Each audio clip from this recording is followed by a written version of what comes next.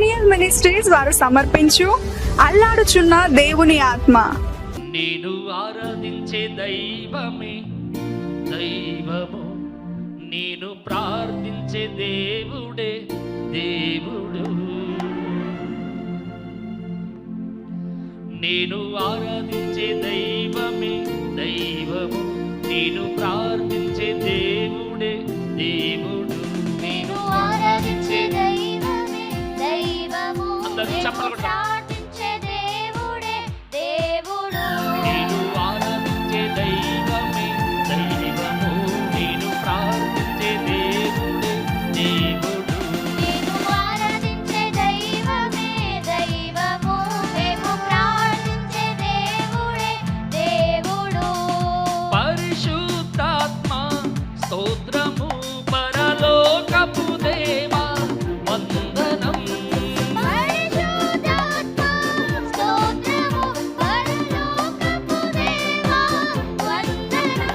నేను ఆరాధించే దైవమే దైవము, నేను ప్రార్థించే దేవుడే దేవుడు. నేను ఆరాధించే దైవమే అందరూ గట్టిగా దైవము, చప్పట్లు కొట్టండి. నేను ప్రార్థించే దేవుడే దేవుడు.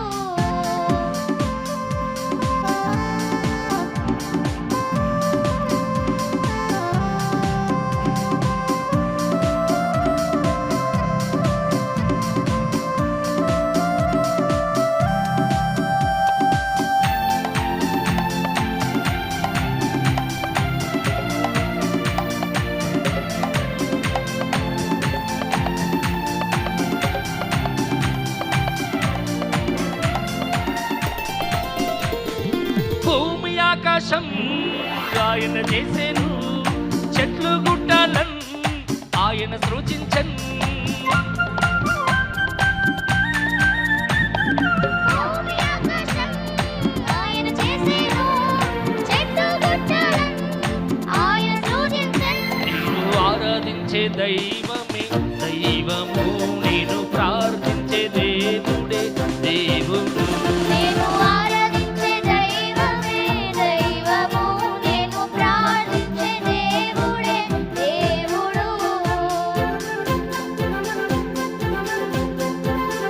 చప్పట్లు గట్టిగా స్తోత్రం.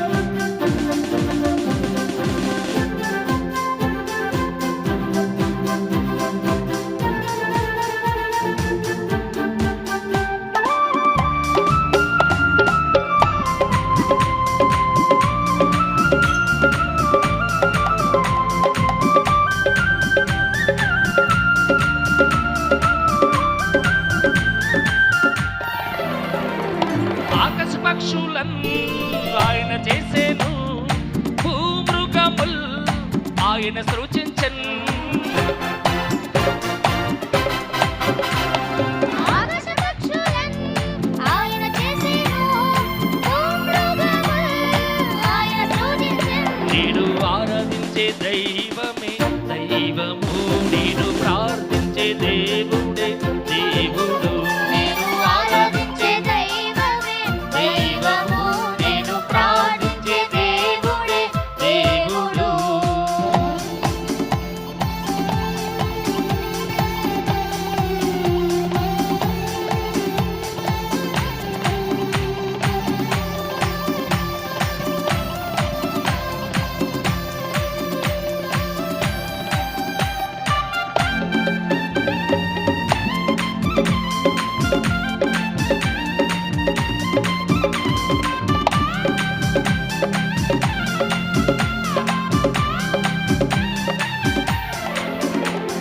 సూర్య చంద్రులన్ ఆయన చేసెను, నక్షత్రములన్ ఆయన సృజించన్.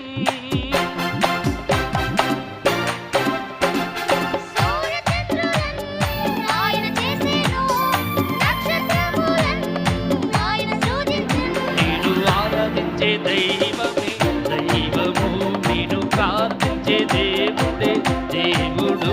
నేను ఆరాధించే దైవమే దైవము, నేను ప్రార్థించే దేవుడే దేవుడు. నేను ఆరాధించే దైవమే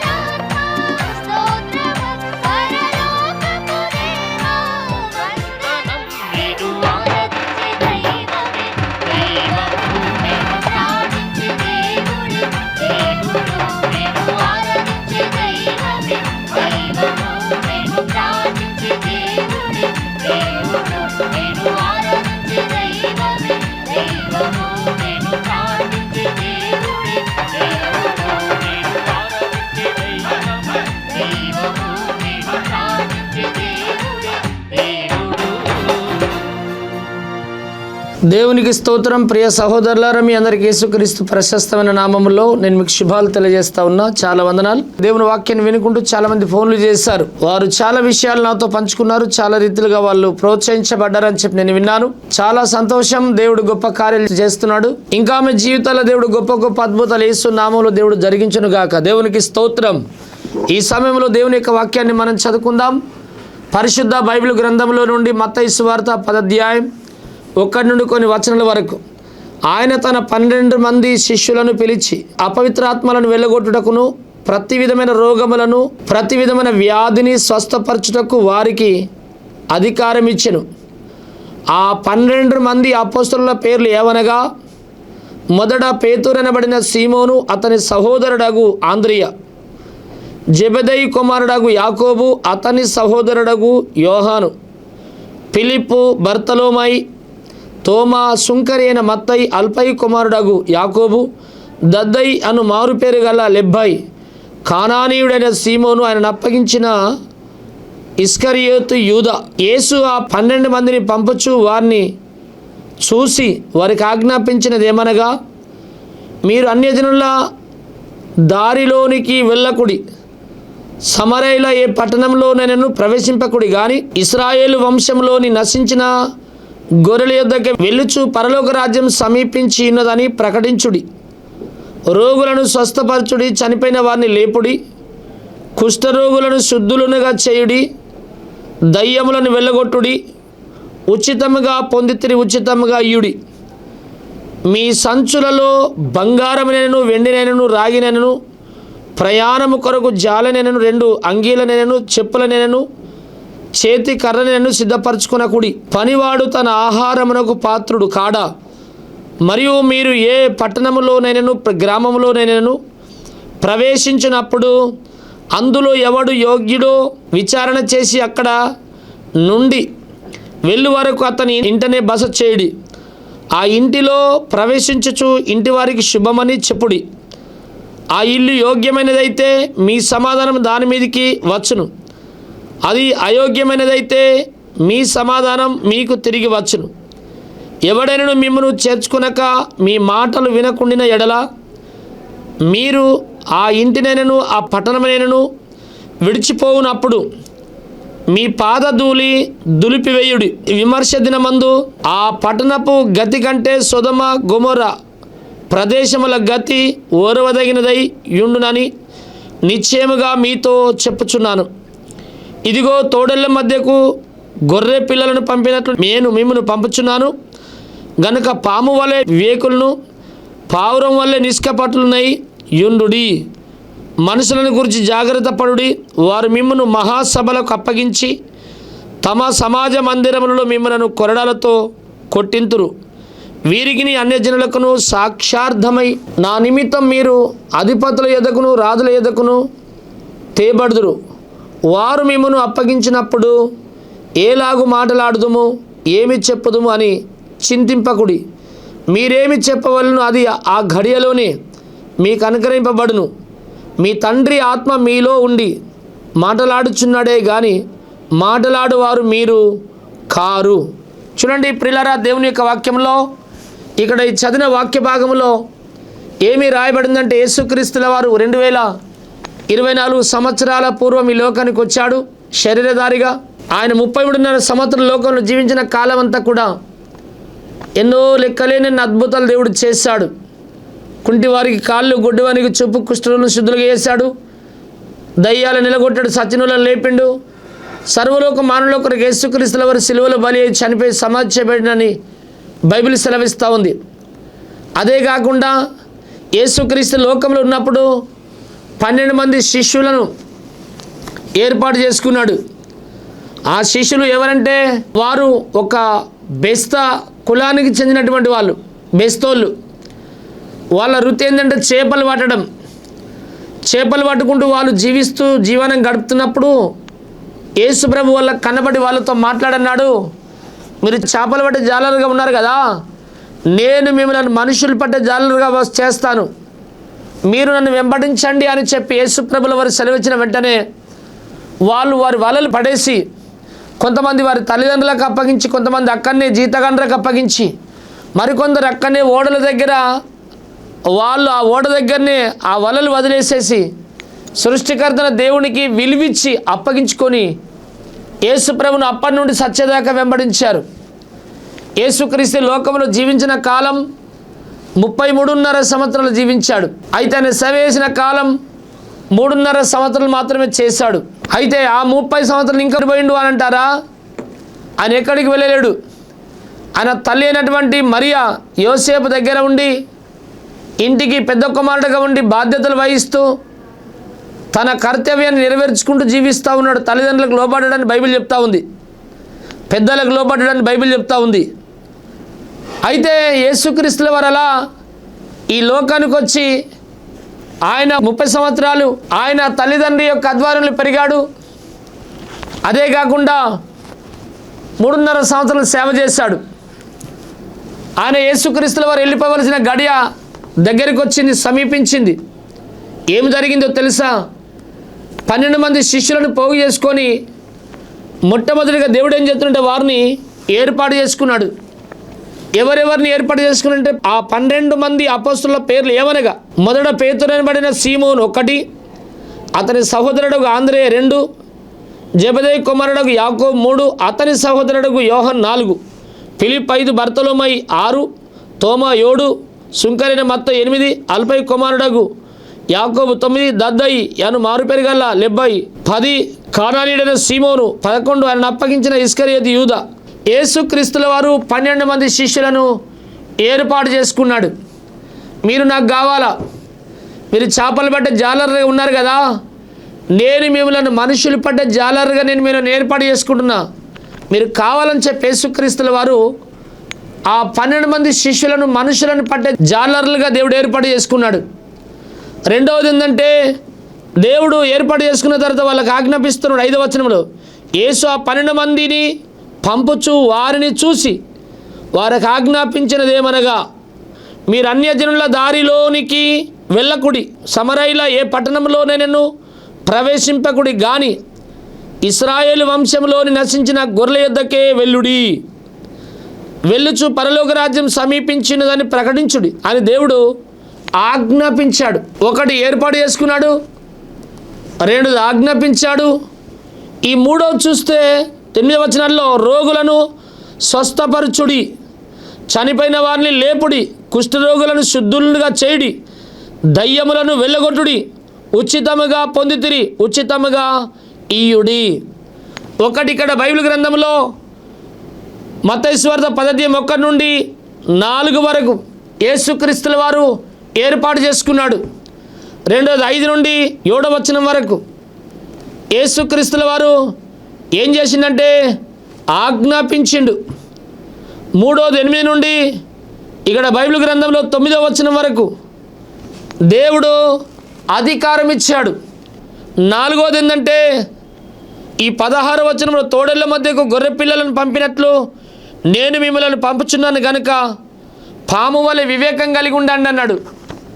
5వది ఏంటంటే పావురం లాంటి నిష్కపటమైనటువంటి పరిశుద్ధ జీవితం కలిగి ఉండమన్నాడు. 1 దేవుడు ఏర్పాటు చేసుకున్నాడు ఎవరిని? శిష్యులను. ఆనాడు శిష్యులను ఏర్పాటు చేసుకున్నాడా అంటే లేదు, ఆనాడు శిష్యులను ఏర్పాటు చేసుకున్నాడు. 2వది ఈరోజు ఇక్కడ నిన్ను కూడా దేవుడు ఏర్పాటు చేసుకున్నాడు.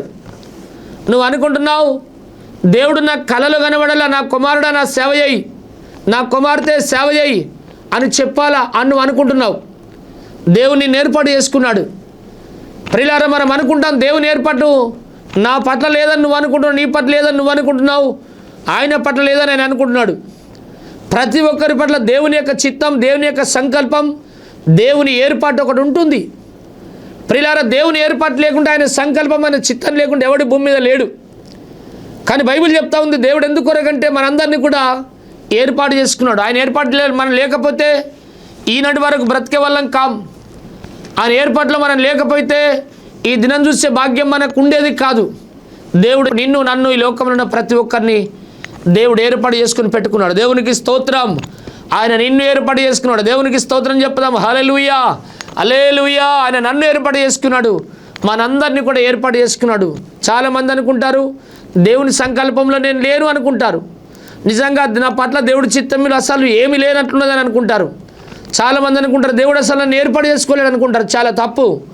దేవుడు నిజంగా నిన్ను ఏర్పాటు చేసుకున్నాడు. రెండవది ఏంటంటే ఆజ్ఞాపించిండు అనే మాట బైబిల్లో రాయబడింది. ఏమని ఆజ్ఞాపించాడు?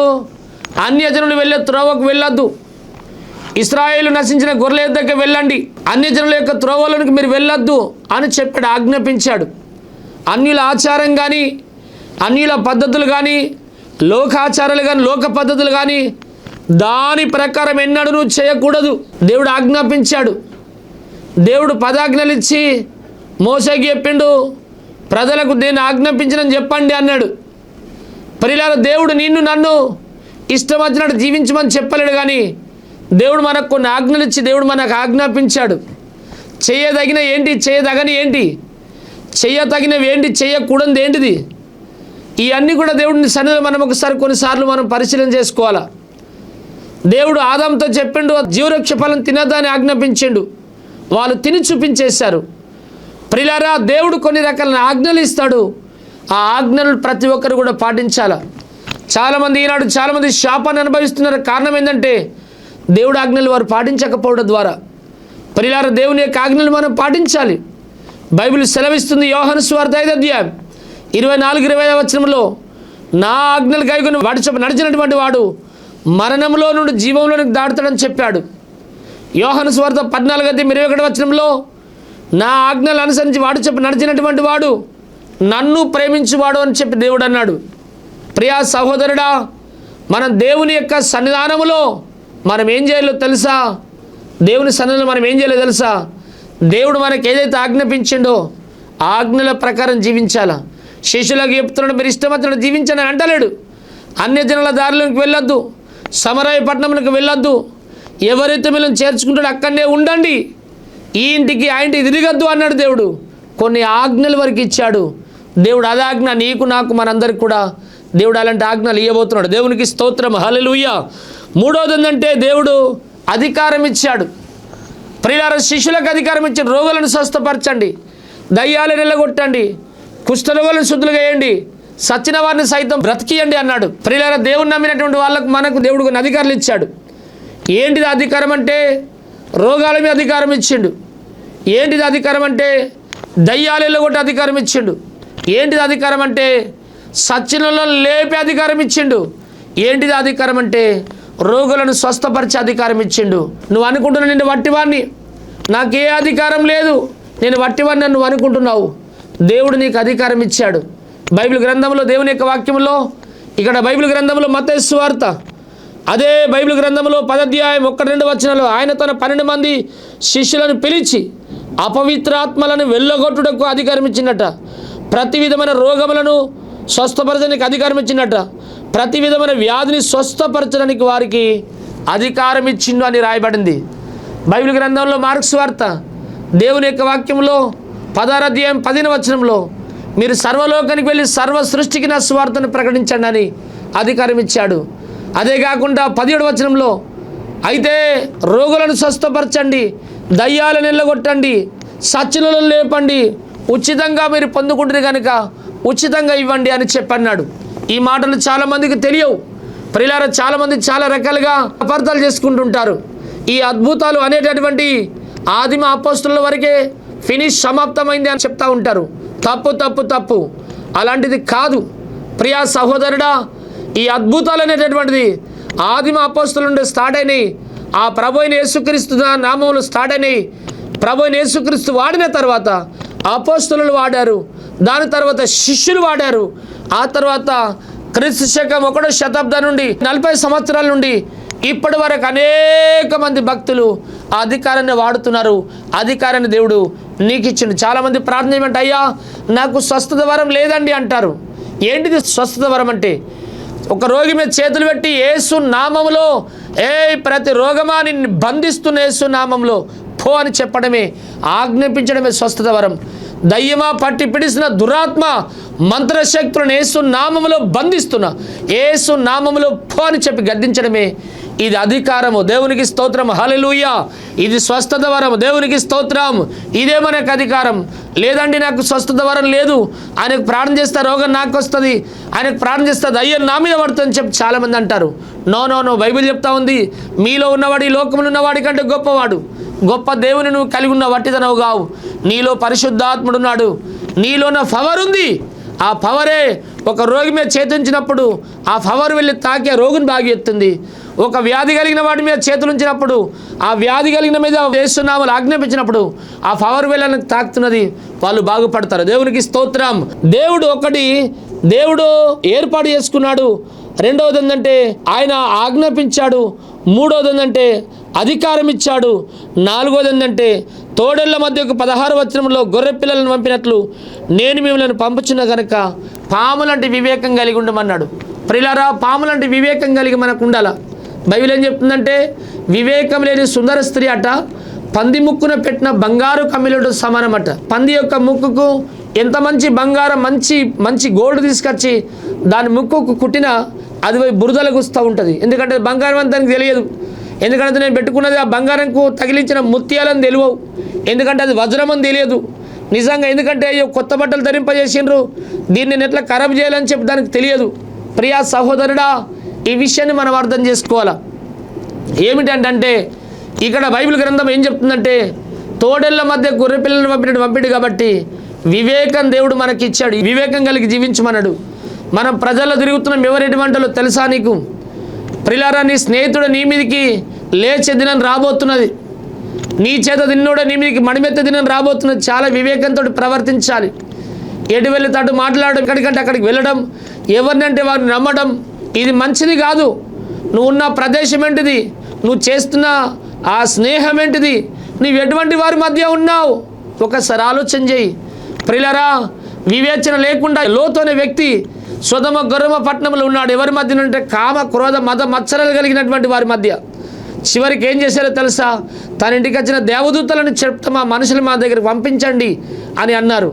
ప్రియులారా, అట్లా వద్దు నాయన, అటువంటి పాతకం చేయకుండా బిడ్డలను పురుషున్నారు కానీ స్త్రీలు ఉన్నారు, వాళ్ళని నేను నీకు ఇచ్చేస్తంటే వాళ్ళు ఏమన్నారో తెలుసా? నిజంగా నువ్వెవడరు మాకు తీర్పు చెప్పడానికి వచ్చిన వాడవని ఆయనను కొట్టారు, తిట్టారు, ఏలన చేస్తారు. ఈ విషయాన్ని మనం అర్థం చేసుకోవాలి. ఎందుకంటే ప్రియ సహోదరుడా, మనకు ఒక వివేచన ఉండాలి. ఏ పని ఎట్లా చేయాలా, ఎప్పుడు ప్రార్థన చేయాలి, ఎప్పుడు వాక్యం చదవాలి, ఎవరితో ఎట్లా ఉండాలా, ఏ సమయంలో ఏ వాక్యం చెప్పాలి, ఎవరికి సువార్త చెప్పాలి, వాళ్ళు ఎటువంటి వాళ్ళు ఎప్పుడు చెప్పాలి, ఇవన్నీ కూడా ఒక వివేచన కలిగి జీవించాలి.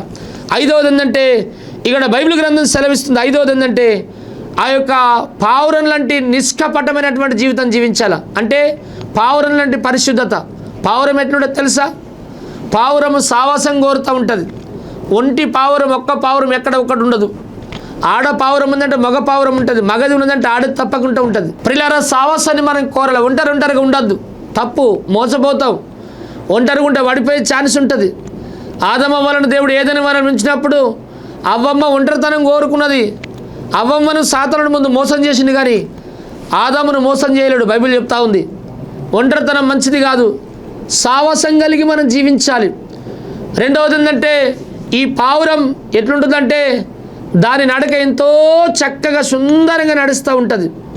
అంటే మన నడకలు కూడా బాగుండాలి. మనం అనుకుంటాం వాళ్ళు మమ్మల్ని చూస్తున్నారు, మమ్మల్ని ఎవరు గ్రహిస్తారు, మేము వాళ్ళకి కనబడతలేమని అనుకుంటావు. కానీ నీతో ఉన్న వ్యక్తే నీ ప్రతి విషయాల్లో నువ్వేం చేస్తున్నావో గ్రహిస్తూ ఉంటారు. నీకు ఒక బిరుదిచ్చేస్తారు, పలానా తప్పేదో చిచ్చి ఇటువంటి మనిషి అని. పలానా మంచి పని చేస్తేనే మంచోడని బిరుదిస్తూ ఉంటారు. మనం అనుకుంటాం నన్నెవరు చూస్తారని అనుకుంటావు. పావురం మంచి నడకలు నడుస్తుంది. మూడోది పావురం మంచి విత్తనాలు తింటుంది. అనగా మన జీవితంలో ఏది పడితే తినుడు, ఏది పడితే తాగితే సరైనది కాదు. పావురం ఏం చేస్తున్నాడు? తెల్లగా ఉంటుంది. తెలుపు దేనికి గుర్తు అంటే పరిశుద్ధత గుర్తు, లేదా తెలుపు దేనికి గుర్తు అంటే సైలెంట్ గుర్తు. తెలుపు పవిత్రతకు, పరిశుద్ధతకు గుర్తు. అంటే పావురం పరిశుద్ధంగా జీవిస్తుంది. పావురం లాంటి నిష్కపటమైన జీవితం మనం జీవించాలి. సావాసం కోరాలి. మంచి భోజనం అనగా దేవుని యొక్క వాక్యాన్ని మనం భుజించాలి. అదే కాకుండా మన జీవితాల్లో మనం ఎట్లుండాలంటే ఆ పావురం మంచి విత్తనాలు తినుడే కాకుండా మంచి నడక నడవాలి. అదే కాకుండా ఆ యొక్క తెలుపు అనగా పరిశుద్ధమైన జీవితం మనం జీవించాలి. దేవుడు అన్నాడు, నేను పరిశుద్ధుడని గనుక మీరును పరిశుద్ధులై ఉండండి అన్నాడు. నేను పుట్టించిన దేవుడిని పరిశుద్ధుడిని కనుక సమస్త విషయాలు మీరు పరిశుద్ధులై బ్రతకండి అని చెప్పి యేసు క్రీస్తుల వారు సెలవిచ్చారు. నా ప్రియ సహోదరి సహోదరుడా, ఒకసారి ఆలోచన చేసుకో. నీలో పరిశుద్ధత లేకపోతే నువ్వు ప్రభుని చూడగలవా? నీలో పరిశుద్ధత లేకపోతే నువ్వు పరలోకం వెళ్ళగలవా? నీలో పరిశుద్ధత లేకపోతే దేవుని చూడగలవా? నీలో పరిశుద్ధత లేకపోతే నరకం తప్పించుకుంటావా? నీలో పరిశుద్ధత లేకపోతే స్వర్గం పొందుకోగలుగుతావా? దేవుని యొక్క వాక్యం చెప్తా ఉంది, పరిశుద్ధత మనం కలిగి ఉండాలి. దేవునికి స్తోత్రం. పరిశుద్ధత లేకపోతే దేవుడు ప్రభును చూడడు, పరలోక రాజ్యం వెళ్ళడని బైబిల్ చెప్తా ఉంది. పరిశుద్ధత అనే మందిరమునకు అనుకూలత అని చెప్పి రాయబడింది. నేను పరిశుద్ధుడని కనుక మీరును పరిశుద్ధులై ఉండుడని చెప్పి దేవుడు అన్నాడు. ప్రియులారా, 5 దేవుడు తన శిష్యులకు చెప్పాడు. ఒకడు దేవుడు ఏర్పాటు చేసుకున్నాడు, అలాంటి శిష్యులను ఏర్పాటు చేసుకున్న దేవుడు నిన్ను ఏర్పాటు చేసుకున్నాడు. రెండవది, దేవుడు వారికి ఆజ్ఞాపిస్తున్నాడు. దేవుడు నీకు కూడా దేవుడు ఆజ్ఞలు ఇచ్చిండు. ఈ ఆజ్ఞలు గైకొని నడువు, దేవుడు నిన్ను ఆశీర్వదిస్తూ ఉంటాడు. మూడవది, దేవుడు అధికారం ఇచ్చాడు. దేవుడు నీకు కూడా అధికారం ఇచ్చాడు. శిష్యులకే కాదు, నీకు కూడా సువార్త ప్రకటించే అధికారం, రోగులను స్వస్థపరిచే అధికారం, దయ్యాలను ఎల్లగొట్టే అధికారం, చెప్పండి, మంత్రకాలను ఎల్లగొట్టే అధికారం, ప్రియులారా సత్యనులను లేపే అధికారం దేవుడు నీకు ఇచ్చాడు. నీకు పాములు కుట్టిన వారి మీద చేతులు ఉంచే ప్రార్థన చేసే అధికారం దేవుడు నీకు ఇచ్చాడు. దేవుడు నీకు అధికారం ఇచ్చిందని బైబిల్ సెలవిస్తుంది. దేవునికి స్తోత్రం. అదే కాకుండా తోడళ్ళ మధ్య గొర్రె పిల్లలు పంపినన్నాడు. పాము లాంటి వివేకం కలిగి జీవించమన్నాడు. పాము ఆన్నే చుట్టుకొని పండుకుంటుంది, 10 మందిని తప్పించి పరిగెడుతూ ఉంటుంది. అట్లా వివేచన కలిగి జీవించాలి, వివేకం ఉండాలి. వివేకం లేకపోతే పంది ముక్కున పెట్టిన బంగారు కమ్మిలాంటితో సమానం మన జీవితం. వివేకం కలిగి జీవించాలి. అదే కాకుండా పరిశుద్ధత కలిగి బ్రతకాల. ఈ విషయాలు మనం జీవించినప్పుడు, ఈ 5 పద్ధతులు మనం పాటించినప్పుడు నిజంగా మంచి నమ్మకమైన దాసుడా, నమ్మకమైన మంచి దాసుడు అంటాడు దేవుడు. మనకు బిరుదిస్తూ ఉంటాడు. ప్రియులారా, ఈ 5 పద్ధతులు దేవుడు నీకు ఇచ్చిన విషయాన్ని మర్చిపోయినేమో. ఈ రోజున గుర్తుంచుకొని మరలా తిరిగి దాని ప్రకారం నడవడానికి ప్రయత్నం చేస్తే దేవుడు నిన్ను తప్పకుండా ఆశీర్వదిస్తూ ఉంటాడు. దేవుడి మాటలు దీవించి ఆశీర్వదించును గాక. ప్రియమైన సోదరుడా, సోదరి, దేవుని యొక్క వాక్యాన్ని ఇందాక మనం చాలా చక్కగా విన్నాం. ఇటు వాక్యం ఇంకా నీకు ఆశీర్వాదకరంగా ఉన్నదనుకుంటే ఇంకా అనేకులకు వినిపించడానికి ప్రయత్నం చేయి. అదేంటంటే, ఈరోజు నీకు వినిపించబడిందంటే ఎందరో నా వెనుకలో నిరుపేదలైనటువంటి వారు, వ్యవసాయము కూలినాలు చేసుకున్నటువంటి వారు వచ్చి ఈ అల్లాడుచున్న దేవుని ఆత్మని టీవీ కార్యక్రమానికి వాళ్ళు స్పాన్సర్ చేశారు.